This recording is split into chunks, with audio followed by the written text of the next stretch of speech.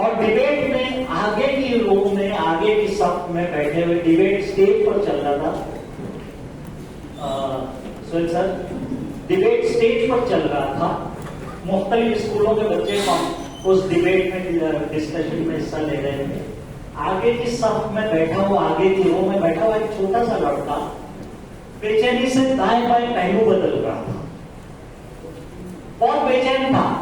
किसी एक जुमले पर स्टेज, जब वहां से बच्चे डिबेट आपस में कर रहे थे, किसी एक जुमले पर है ना, वो अचानक उठकर ऐसे खड़ा हो जाता तो फिर बैठ जाता था डर के, अपने टीचर को देखता था कहीं डांट नहीं पड़े, फिर बैठ जाता।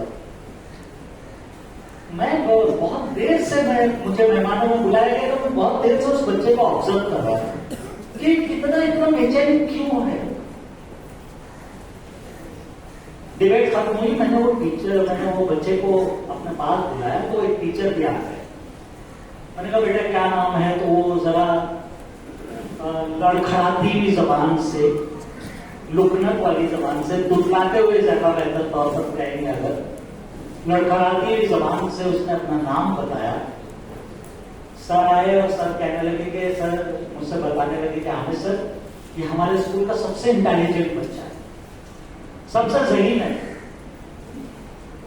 और कोई भी चीज बहुत जल्दी ग्रास्प कर लेता है, बहुत जल्दी आक्स कर लेता है, बहुत जल्दी हासिल कर लेता है। तो मैंने कहा इसको डिबेट में हिस्सा क्यों नहीं लिया गया? बोले सर मैं बताता हूँ। जब हम चाय पीने लगे तो सर ने बताया कि चूंकि इसको लुकनत है, ये तुतलाकर बोलता है, डिबेट में जो है बोलना शार्प बोलने वाला चाहिए था, इसलिए हम इसको नहीं ले सके, वरना ये टॉपिक पर तो ये इससे अच्छा कोई नॉलेज नहीं रखता। उसमें एक खाली बोलने की खामी जो है उसकी वजह से वो उस डिबेट